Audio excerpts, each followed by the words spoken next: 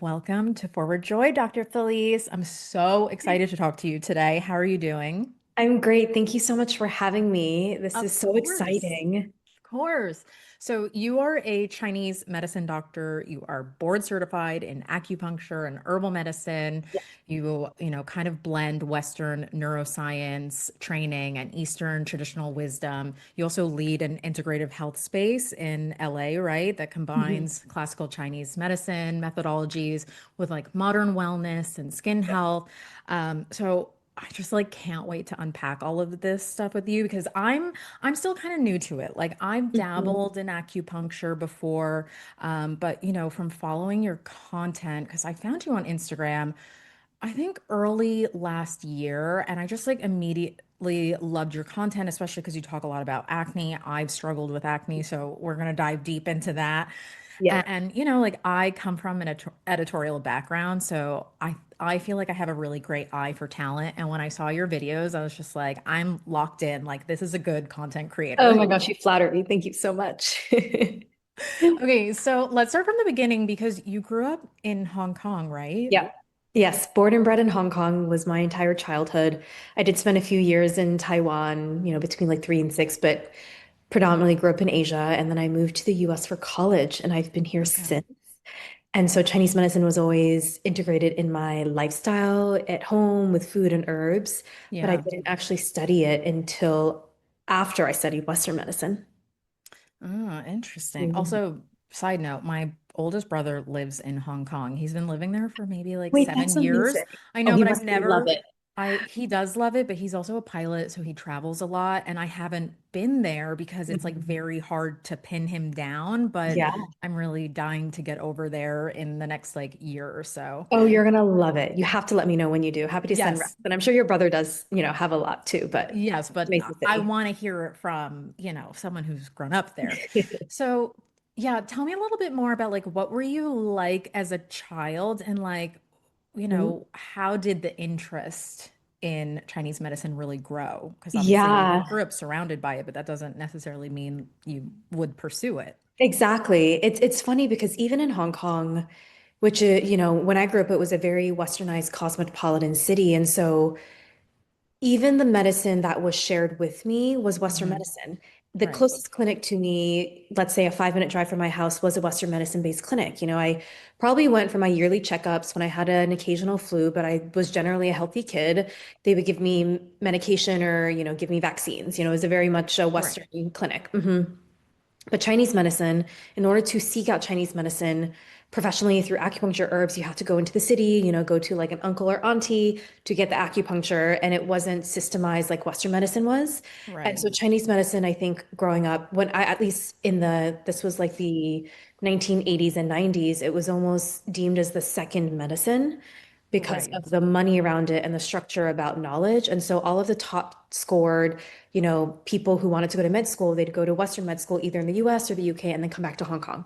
And so Chinese Hmm. medicine wasn't really a career path that was common, if that makes sense. It was more so passed Right. down through tradition, through their parents, but not to be studied and then to practice here in the West. Right. So I guess, all in all, my entire childhood was Western medicine. Yeah.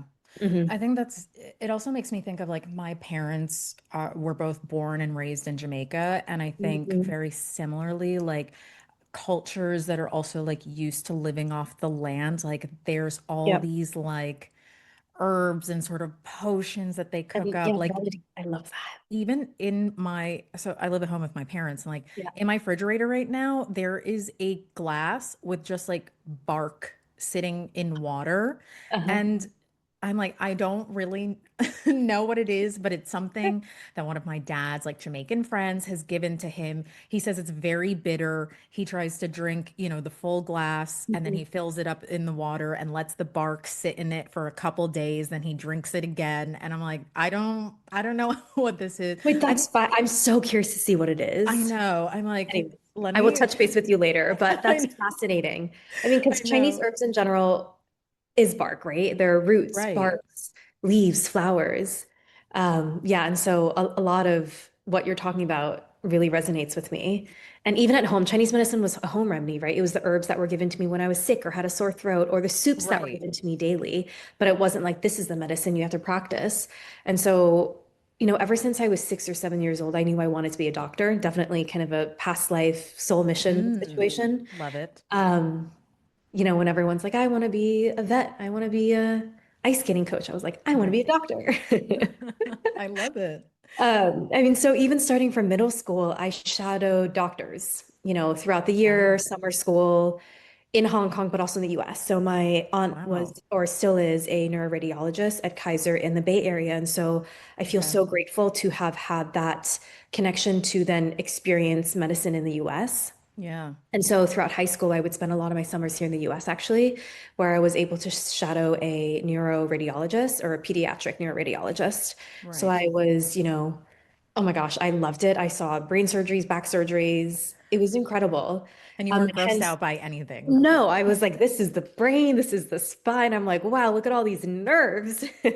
Wow. Um, and so that was my background. And so that's why I came to the US to study neuroscience and pre-med because that's what I was only showed, and I mean, it's great. I love neuroscience. I think it's definitely medicine that needs to exist, but it wasn't the Hmm. medicine for me to pursue for the rest of my life. Right.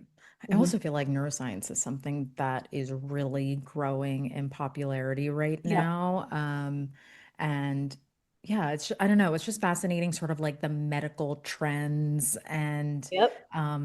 even with therapy, astrology, like all of these things that really like permeate pop culture. And so I do feel like Yeah. neuroscience is really having a moment right now. Yep. And maybe this is really the start of TCM having its moment. Yes, I believe it too. I mean, and when you speak about like astrology or neuroscience and TCM, they all have a spiritual component to it in a weird Of sense, right? course. It's the connection of mind, body, and soul, and Yes. that, the body is holistic and that there is an ether or something out there besides our physical realm in our body too, which Hmm. is awesome. So now, is there a core philosophy or like principles of traditional Chinese medicine? Yes, I would always say that Chinese medicine is about balance, right? It's the yin and yang symbol that we always see. We Mm, call it the Taiji symbol. mm, And so half of it is white, half of it is black, and then you have the white in the black side of it and vice versa, right. right? So it's all about balance, and that balance and duality is necessary to exist for harmony. And Got so it. you can think about it for your physical health, but also how we relate ourselves to nature and us as nature beings, because Hmm. in essence, we need to be connected to nature. We live on this earth, Yep. and to, emphasize that portion of our health with our modern world, it's very interesting to see how that intersects. Completely. I mean, I'm born and raised in New York, but I grew up in the suburbs. And then I, Mhm. of course, lived in the city for 10 years while I was pursuing my career in fashion and doing all of that and living the craziest lifestyle. And then during the pandemic, of course, I moved back to my parents' house. And I thought at first, like, oh, I'm just going to stay here for a couple months and then I'm going to move back to the city. But then the Yeah. more that I spent outside the city, because where we live is like, it's surrounded by trees, like we live in the woods. And I just really felt like, okay, for where I am in my life right now, which I feel like is a lot more balanced than when I had Yeah. like a full-time career as an editor, that the city just doesn't resonate with me as much. Like, Mhm. I still go there like 2, 3 times a week for work stuff and meetings, see friends, but Yeah. I'm like so happy at the end of the day when I get to come Oh, home to the suburbs. it's really, really important and special. I mean, when I talk to my husband about where we want to be when we have a family, raise kids, it's very much having a city nearby, but living in the suburbs surrounded by nature because it's Yes. calming for the nervous system. It's when we actually heal. So tell me, what is chi? Because this is something that you Mhm. talk about a lot in your content. Yes. So chi is this vital energy that runs through our body Mm-hmm. and it runs through the meridian system, right? So in Mm, acupuncture or Chinese medicine, we have this energy that runs through the meridian system that, connects our head to our feet to our hands. mm-hmm. And there's 12 main pathways or meridians Okay. that are, we name them through relevant to organs like the spleen channel or the, Right. stomach meridian because it passes through that organ itself, but also Got it. starts or ends in the feet or the hands or the face. And so this is the pathway, an energetic pathway that is present in our body. Our five Mm-hmm. senses can't really grasp it unless, let's say, you go to acupuncture, you can feel this movement of qi that runs through the meridian system. It's Mm-hmm. fascinating. And so Chinese medicine is all about qi movement. And one of the first quotes that I ever learned when I went to school was that if there's free flow of qi in the body, you have, perfect health. But as soon as there's blockages, whether it's a blockage that is pain or emotional blockage, it stops the movement of qi, and that's when ailments start to happen.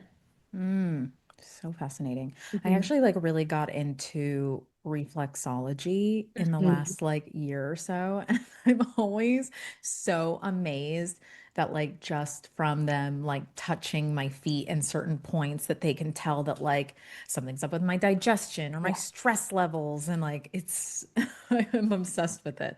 I love that. We do that a lot in clinic as well because a lot of the channels that are sacred to women start in the feet, the liver channel, the Oh, spleen, the I didn't stomach, know the this. kidneys, and in Chinese medicine, those are all important for hormonal health, but also women's health. Hmm. So whenever there's, tender spots on the foot that correspond to acupuncture points or acupressure points, we know what channels need to be open or what need to be worked on.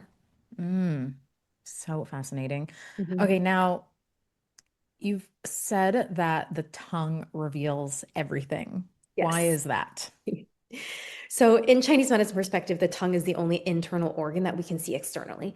Because Hmm. if we're able to, have perfect X-ray vision and see what the coating of our heart looks like, our orifices, like, our stomach, there's going to be a coating, a color. It's going to be different for everyone. And so Hmm. that's what the tongue is. And the tongue is connected to our digestion.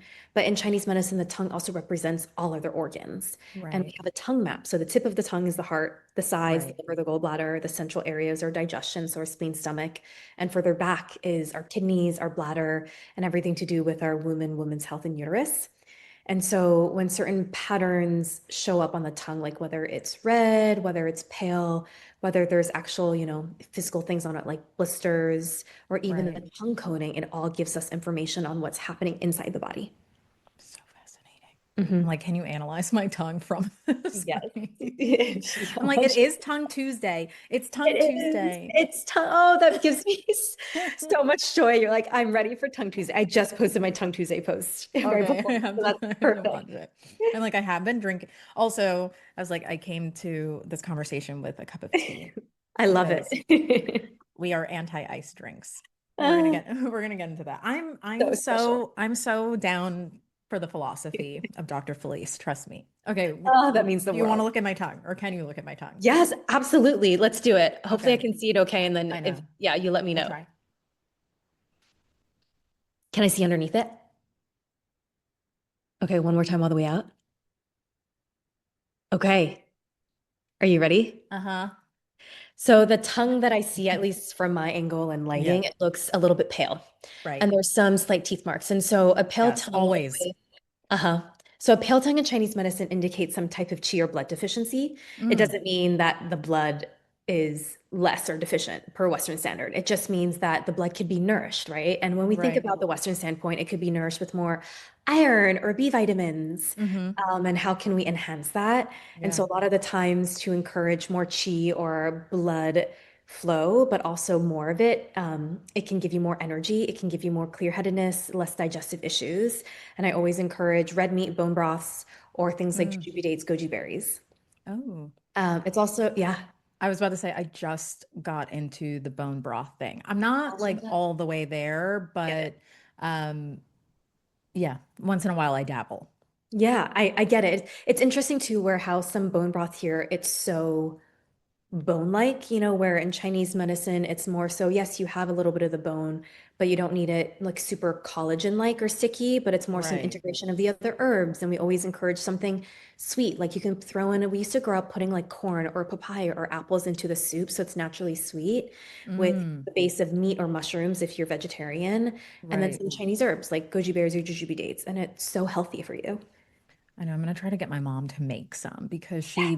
she does that. She like loves making like soups and all of that Mm. stuff. Oh, And happy to send you recipes. okay, you got me. You got me. So now Yeah. what does a healthy tongue look like? So we always say a healthy tongue is a pink tongue with a thin white coating. Okay. I've only seen it maybe like once or twice, but again, it's transient. It changes. Like let's say a person comes in with like a healthy tongue, the next week they come in, it's different because the tongue Right. changes with how you eat, your emotions, whether you're hydrated, whether you're stressed, like even before and after treatment, the tongue changes. And Okay. That was going to so, be my next question is like, yes, how much does the tongue actually fluctuate? Like, can you yeah, it wake up fluctuates. and have like a certain tongue and then by the time you go to bed, it's different? Yeah, definitely. I mean, it's not like, let's say you have a pink tongue, it's going to become black at the end of the day. Right, right, It's more so right. the little changes. Mm-hmm. Coating is something that we see pretty transiently rather Okay. than the body. The tongue body, we say it's more like chronic issues, whereas the tongue coating can change. Let's say someone has a smoothie, their tongue coating is going to be thicker and wider because a smoothie is like cold and damp, and that's what it signifies. Right, And let's say someone has a ginger tea afterwards or has lunch, the tongue coating is likely going to dissipate because the right. warming moves that. Yeah. Yeah, let's talk about I'm like, there's so many different like directions to go Yes, in, we but could because you brought up, having something cold, you are pretty adamant that like cold drinks are horrible for us. Yeah. Can you And I mean, and modern research is finally catching up, and a lot of doctors are like, maybe you should drink hot water or teas. Yes, 100%. I'm a huge tea drinker, so that's not like Yeah. a hard one for me. And honestly, I have noticed, like, of course, sometimes in the dead of summer, it's like you need ice cold drinks and stuff Mhm. like that. But there have been numerous occasions where I've had like a really, really cold water. And I know this is TMI, but it's given me diarrhea. Like, Yep, it makes sense. Oh, I'm so happy to share from a TCM perspective why that is. tell me. And so when we think about our digestion and who we are as people, we're warm-blooded, right? So we're warm-blooded, our digestion is warm. So how can we nourish it with warmth? As soon as something cold comes in, we're in balance, we're warm, it's on the other side of the scale. And so your body has to work on overdrive to warm it up.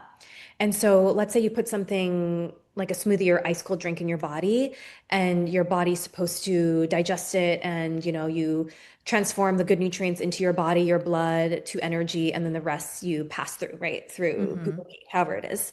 But if something is too cold, it weakens your digestive ability to do that, to transform and Mm-hmm. transport food and fluids and to process it.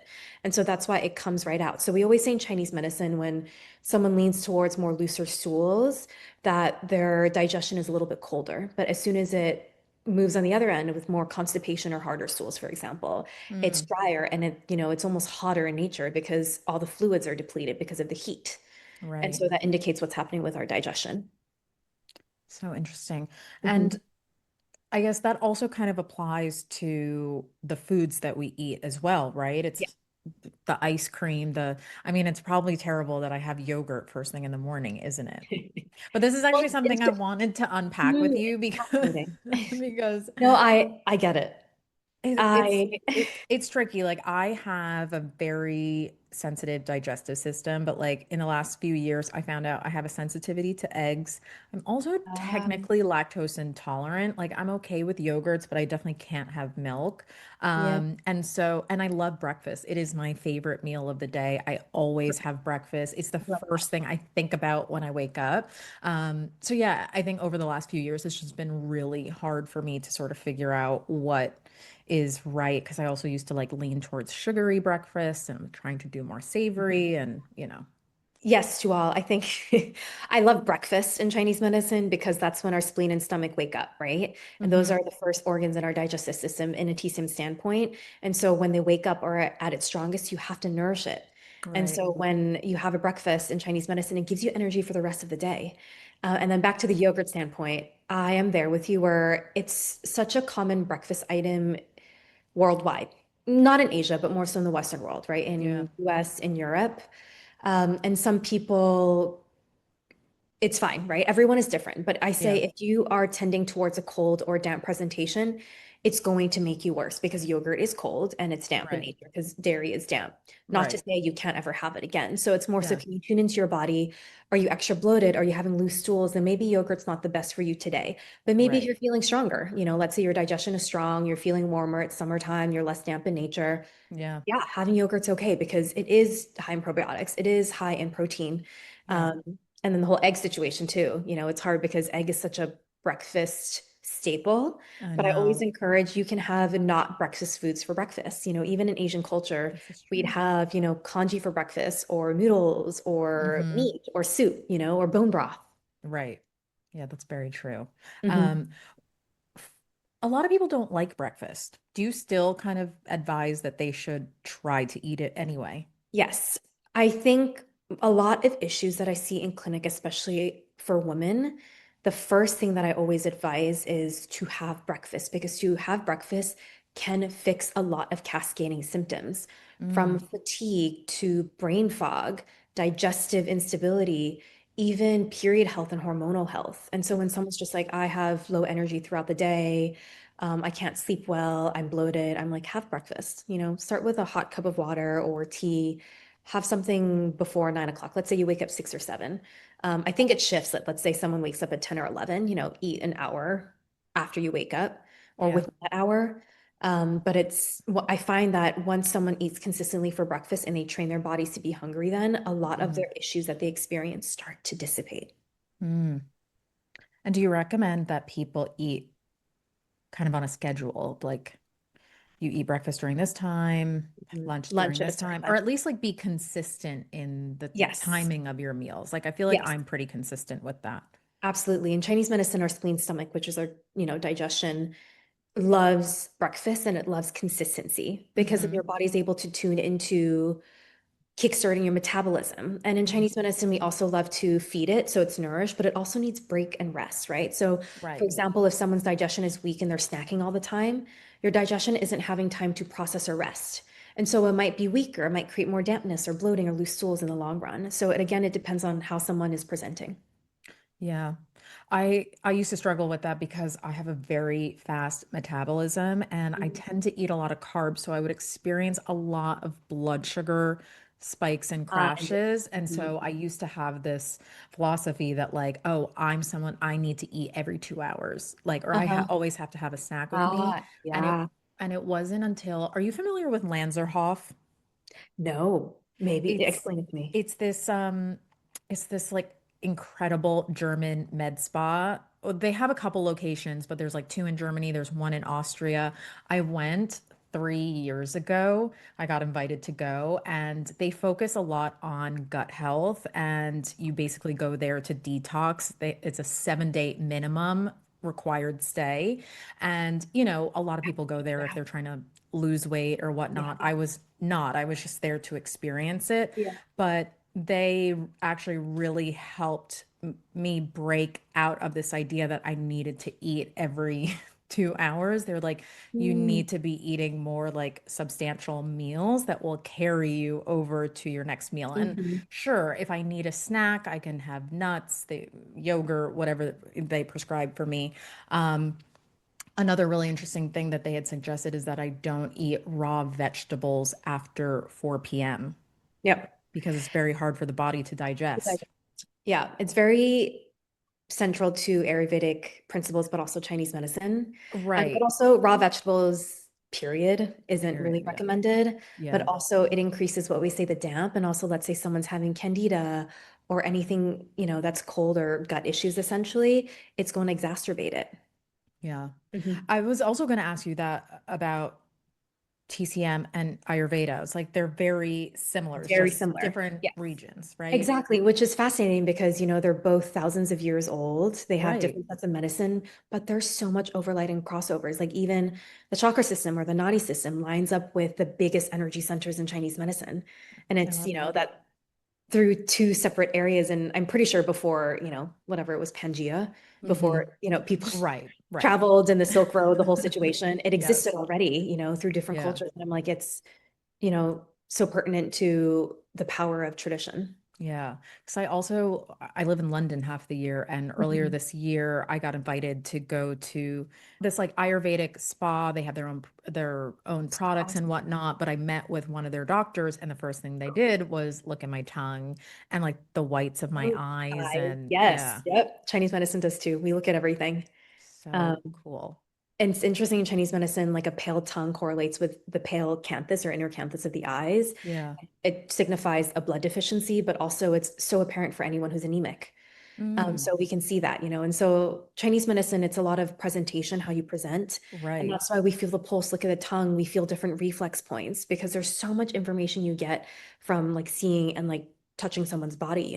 Yeah. Mhm. So let's talk about also skin because I've struggled with acne. You have as Yeah. well. And obviously, there's a lot of talk about how acne is also connected to the gut. So, Yeah. what is kind of the TCM philosophy around this? Yeah. So I always like to say that in Chinese medicine, the skin is reflective of the lining of your gut.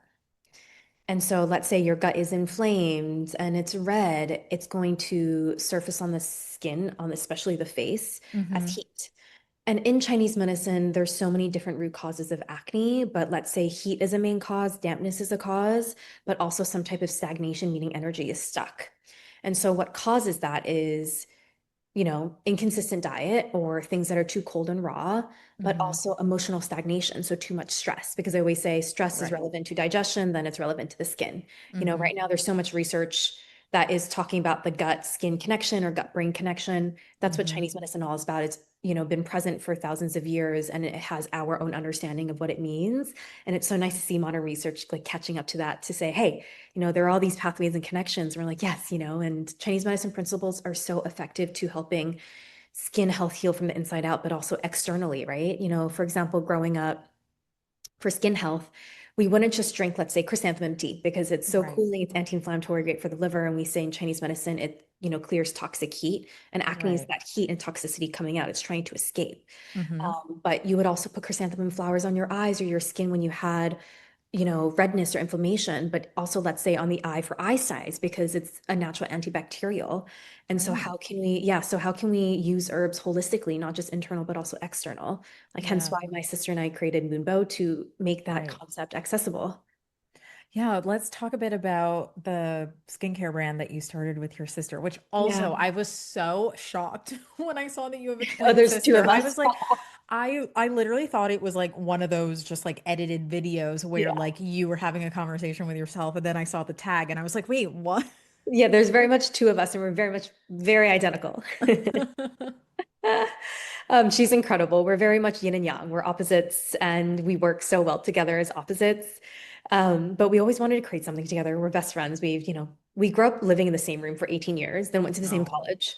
We lived in separate rooms our first year, and then we migrated towards each other again for the of last 3 years course. because it's just easy. We didn't have to think about, living with Right. a new roommate. Of course. Um, You lived in the womb for yeah, we were roommates. She likes to say that. But we just wanted to create something special that shared Chinese medicine principles, but share it with the world in an accessible way because, Chinese medicine is daunting. Even for the modern consumer, it's so hard to understand. Even for my patients who come see me weekly, they hmm know it works, they can feel that it works, but the understanding of how it works Yeah. isn't talked about. And so a lot of what I do in clinic, I really want to share education and explain to all of my clients and patients and also my community on, socials of what is happening in the body, Yeah. and explain it because then they're able to grasp it. And so that's what we are doing through Moonbow through the education around skincare, but also through what we say the four pillars. We always say hmm there's four pillars in Chinese medicine. We have the acupuncture, acupressure, which is the meridian system that we've talked about, how qi flows. We hmm have herbs, right? Herbal medicine, and it's a combination and conjunction of herbs that work synergistically together to enhance each other's properties. And so that's the whole premise of formulations rather than single herbs. Then we hmm have the food as medicine, the broths that Heather and I grew up drinking every meal with our family, or the teas that we drink when we have a sore throat. And then the lifestyle aspect that emphasizes mindfulness. hmm That's where we see, like growing up, all the aunties and grandmothers doing Qigong or Tai Chi. And it was so common. And it was Yeah. really nice to see. And it just shared that calming down, making sure our nervous system is regulated was really much emphasized because that's the only part of the nervous system we heal. And so we wanted to share that through Moonbow. Doing your skincare routine like is a way for you to actually connect with yourself. It's Correct. not always just about vanity. Like Yes, the 100%. massaging your like especially when you're doing it right, right? When you're like Yeah. massaging your face and you're using the right products that are like really going to help everything that's going on with you. Yeah. Oh my gosh, I have to send you Moonbow because we Yeah, also, with please. every shipment, we send a chrysanthemum flower, like a big, beautiful yellow flower, to Oh, encourage people to drink the tea, to calm down and put on skincare.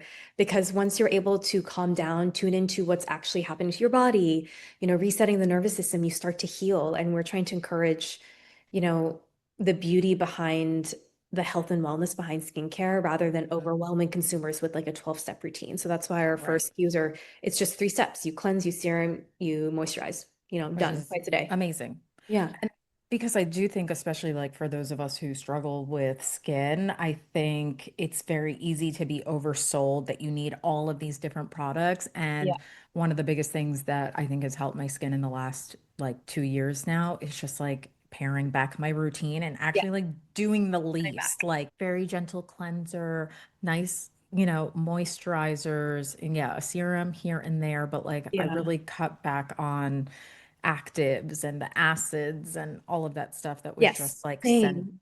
Oh my sending me. goodness. I think we went through the same thing. I mean, when we were first creating Moonbone formulating, I was experiencing adult acne. I mean, I got off 10 years of birth control and my Mhm. body was trying to regulate. And I had, really bad acne for 6 months and then resorted to purely Chinese medicine principles to heal. I didn't take any medication. It was Chinese medicine, supplementation, and herbal formulas. I got Mhm. acupuncture weekly. I had Yeah. to adjust my lifestyle and the food that I ate, just for a short period, making Yes. sure everything was warm and cooked. It was more natural to my body at that moment. Mhm. Um, yeah, and my skin healed tremendously.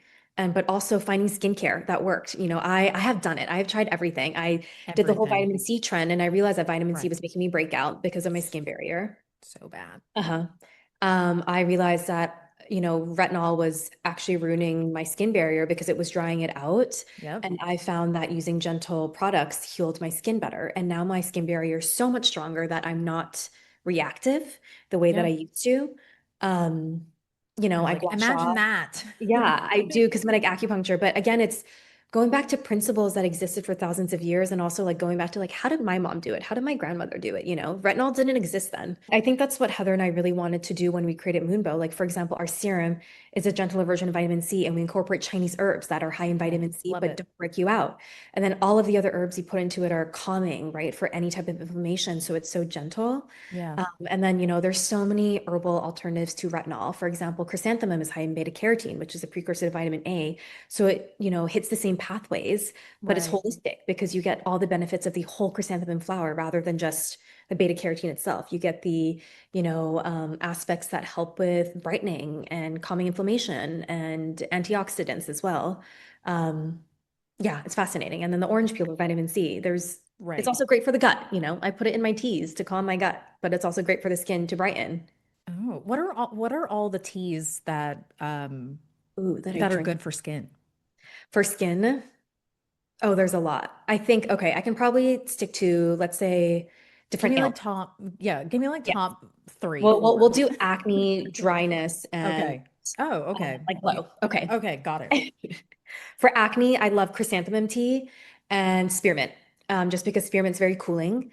I Even if you find drink it it with hot so tea. hard. I find spearmint tea so hard to find though. Oh, Like I interesting. guess if you ordered online, but I was on a hunt for it this summer Oh, actually, and I fascinating. could not find it anywhere. Only peppermint, but that's different. Yeah, peppermints. Yeah, it's different because spearmint has a component in it that actually is great for like high androgens. So it's great for people with PCOS, but it's also great to Oh, help detox the liver and help with liver health in Chinese medicine. Peppermint is great too, but I find spearmint is better for acne specifically. got it. Chrysanthemum because it's so cooling and every herb in Chinese medicine and food goes to a specific organ and specific channel. And so chrysanthemum goes to the liver. And so we have to cleanse the liver for any acne issues. For dryness, I would say jujube dates, black sesame, and tremella mushrooms. I have black sesame butter always in my fridge Oh. that I like spread on toast, that I put on oatmeal because it's so nourishing. What we say in yin, yin is the blood and the nourishment that women need for Mm-hmm. health and wellness, but also for like plumpness and glowiness. Because when you think about glow, it almost looks like a wetness or sheen over them. That's what yin Yeah. is. Yeah. And then for glow, for general glow and blood flow, jujube dates, which I mentioned Okay. before for yin, but also Yeah. goji berries. Okay. And like ironically, if you want to do gua sha on the face too, because it increases that qi and blood flow for Hmm. face health. Okay. I don't do gua sha as much, but I definitely like I have the tool sitting on my desk, but actually sometimes I feel like I just end up like if I'm doing my skincare in the morning, I just use Your my fingers, yeah, yeah, and I do same thing. this. Yeah, exactly. I'm like, you I don't do it in need the the fancy shower. tools, but Yeah, it I makes it do it in the easy. shower as well for time constraint. I Oh, do it with my cleanser and it's so nice because my cleanser, it's so calming too. And it's nice and foamy. So I'll put that on and I use my gua sha tool to do the whole step in the shower. And it takes like an extra like 20, 30 seconds, rather than actually putting on the oil and washing my tool and doing the whole routine. are you a dry brusher? I used to be. I did it for a little bit. Yeah, Um, Dry brushing is amazing for the lymph system, right, but also acupuncture is more the meridian system. They coexist, they're right. intertwined. Yeah, Um, I fell it's off the time wagon, to be consuming. honest. What? Yeah, I fell off the wagon because it was time consuming. Yeah, I know. Sometimes I'm like, I just need to get in the shower. I can't, I Yeah, can't be bo I wish you could do it yeah, in the shower, which I guess yeah. you could, but Sometimes I do. Sometimes, like in the shower, I'll like open my lymph nodes in my armpits and my belly and my, right. my legs, and then I just kind of push everything down. Okay. Okay. Good to know. Yeah. Okay, wait, let's talk about cosmetic acupuncture Yes. My because favorite. this is like hopefully going to be like the new wave of Botox alternative, right? Yes, as it should, because the New York Times released another emerging article they did 5 years Oh, ago, and then now again about how cosmetic is the new alternative Botox. So, cosmetic acupuncture, it's amazing for so many things. I think for the face itself, it increases collagen build. Let's say it's different than microneedling because it gets deeper and it hits the energetic channels of right. Chinese medicine, right? So let's Mm-hmm. say you put a point over here. It's great to increase the blood flow here. It helps with acne. It helps with the blood flow. It helps, lift the face, but it also connects to points in the stomach. So it calms digestion, right? So there's always Mm-hmm. like 3 to 4 benefits per point at least. And so when people come in, they'll come in with certain goals. Let's say someone is trying to dissipate fine lines and wrinkles. Let's say they have a forehead wrinkle. I'll put needles on the wrinkle itself, and these needles are tiny, right? Yeah. They penetrate the skin, get into the epidermis, and sometimes the dermis as well. And it sends inflammatory signals to then fill it out, but also signals to create more collagen. And that's how it fills out the points itself. Let's say Mm. someone has TMJ, and it's tight here and their face is a little asymmetrical. We'll go into that muscle and release it. But also we can activate, muscle and lift everything. So there's this muscle here. So if someone wants like Right. That brows that are lifted look. lifted, Mm-hmm. you can put some points here and over here that activate the energy around it. So it's going to naturally lift it, right? It's subtle, it Oh, works, it's amazing. It takes a lot of repetition. I always say, you can't just go in once and then get the same results as one thing of Botox. It's a whole right. different system. It takes time, it's natural. Uh, Yeah. but yeah, the results are amazing and it's great. It's the same thing with like the microcurrent tools. Like I have a lot of friends like in the esthetician world and Yeah. they will all say like, yeah, it does work, but you have to do it regularly. Like you Yeah. can't just do it once a week and think that it's like gonna make a difference. Oh, yes, of course, and when someone's like, I want to get cosmetic acupuncture, I'm like, you're gonna love it. Like, even after the first treatment, it just increases your glow, your plump. Everyone's like, wow, I look so different and just like renewed. It's Mm-hmm. because it's moving everything that needs to move. But if you want to get to the result, let's say, I want this crow's feet to go away, you need to come in, let's say, 10 times once a week or, twice a week for 5 weeks to get to the root of it. Mhm. Fascinating. Okay, I'm definitely gonna try that because I'm 39 going on almost 40 and like I have Well, not your done. skin's wonderful. It's Thank perfect. you. But I've not done any injectables or anything Mm, because I don't same. really need to. And Yeah, like I yeah, was, my philosophy has always just been like, once you kind of start those things, you can't stop. So it's like I want to hold out as long as yeah, humanly yeah. possible. But I would love if there was an alternative rather than like putting toxins in my face and stuff like Yeah, that. I mean, oh my gosh. And, when we think about what Botox is, it's a neurotoxin, Right, and where does that go? It goes into the rest of your body, into your right. brainstem. When we think about Botox versus cosmetic acupuncture, it's such a different medicine. Hmm. It's modern medicine, but there's also now so many research studies about long-term Botox use. And in my clinic too, I get so many patients who come in with Botox poisoning, and it manifests in different ways, right? Because it all hits the Oh, nervous system because it's a neurotoxin. Nerves are right, the nervous system, right? So it's right. how your body switches from the sympathetic to the parasympathetic. So I have found that it's affected a lot of women who already are kind of weak or off balance in certain ways. And then the Botox triggers that and makes it even worse and exacerbates their symptoms. Yeah, I was gonna ask, like, does Botox and the kind of like freezing of, muscles and whatnot, I'm like, does that mess with our chi? Oh, 100%. Yeah. Yes. I mean, because when we think about let's say longevity and health, let's say just from a skincare perspective, Mm-hmm. health and longevity is all about that free flow of chi, what I talked about in the very beginning of, Yeah. Chinese medicine, health and perspective. And when you freeze a muscle, you stop it from functioning, whereas Chinese medicine actually activates the muscle. So it keeps it keeps its Right. function because muscles are Right. supposed to move. They're supposed to do what it's there for. Because if Right. you freeze it, it's going to stop not just the muscles from moving, but all that chi movement. And Yeah. It's this, gonna let's say, atrophy. exactly. And this over here, for example, where everyone loves to put Botox to lift, is connected to your digestion. It runs through the breast into the digestion portion of our Ooh. body. So it's always going to affect the rest of the body. I know I really worry about like the younger generation that is starting this stuff so early So yeah, as a because prevention, I remember I posted preventative Botox. I remember I posted a video of I'm in Pushing my people's 30s and never buttons. got Botox. And, I had people from Asia like, why would you get Botox? And then people here in the US saying, oh, you haven't got Botox? Like, wow. It's different in perspective and cultures too. Right, of Yeah. course. As we're going into the winter months, what is the best for us to eat and support our Mhm. health and Mhm. digestion? So as the winter months are approaching, it's going to get colder. So we have to nourish our body with more warmth, right? So Mm-hmm. obviously the hot water, the teas, but also focusing on foods that are warming in nature. It's not Mm-hmm. just, the cooked foods, but it's the warm soups. It's the Mm-hmm. lamb, the beef, because we say they're more young or warming in nature. The ginger, the cinnamon. I mean, it's everything in an apple cider, holiday mix. Yum. The cardamom, the pumpkin spice lattes, in a Ah. healthier way or version. Right, right.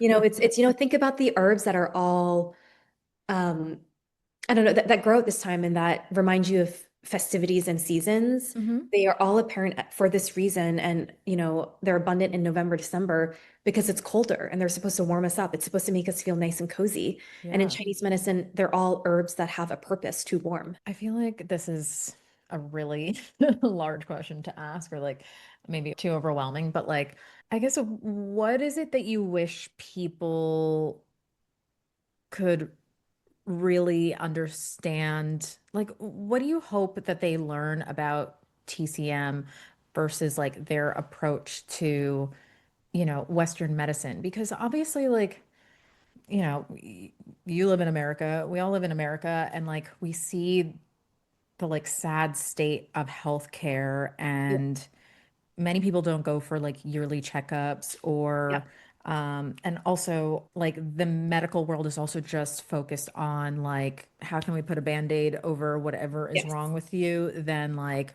really being proactive about our health. Correct. I think with Chinese medicine, what I'm hoping for people to get from it is that health is a journey and it's wellness. It's not supposed to be health care to a point where, again, you put a band-aid on solution. But Mm-hmm. I really want Chinese medicine to be an avenue for people to be curious, to ask questions, and to then be intuitive with their body.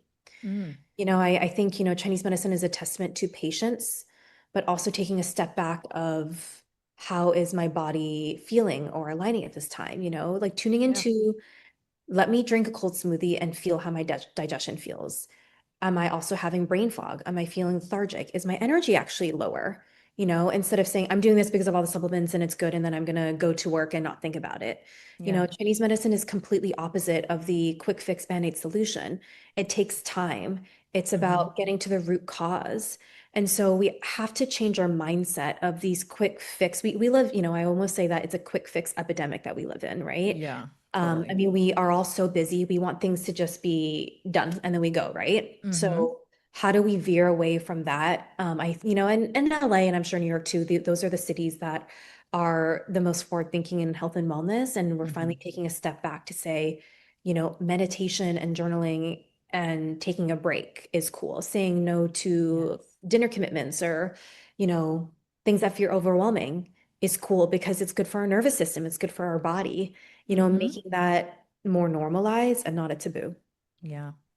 I completely agree. And also, like, everyone is obsessed with convenience. So I think Yeah, that's of also course. right. What like makes things so hard is like, yeah, there is really like a slowing down, and this is something that helps you learn about your body over time. It's, as Yeah. you said, not the quick fix. Yeah. I mean, at the end of it all, it's about balance, right? Like I'm someone too, where yes, I'm busy and yes, I'm going to order groceries to the house instead of going to the farmer's market and pick out the vegetables, but sometimes I will go to the farmer's market. Sometimes I'll pick out herbs from my garden when my garden is not dead and fried in the California sun.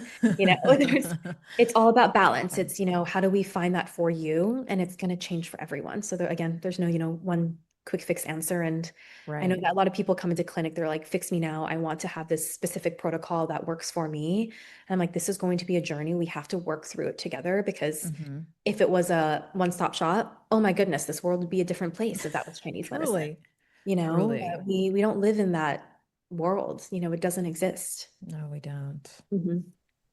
I know, I think balance, such a great word, and like just something really good to keep in mind about like truly what it's all about, right? Like Yeah, life in general is like, how do we find the balance? And of course, we can't have the balance 24/7. yeah, Sometimes we're working like crazy, we're it's the holidays, we're social, we're eating like crap, but then it's like, how do you bring it back? How do you find of that course. equilibrium? Yes, exactly. Or, Thanksgiving's coming up and I have my favorite Right. formula or things that I take for like stagnation or a bloat.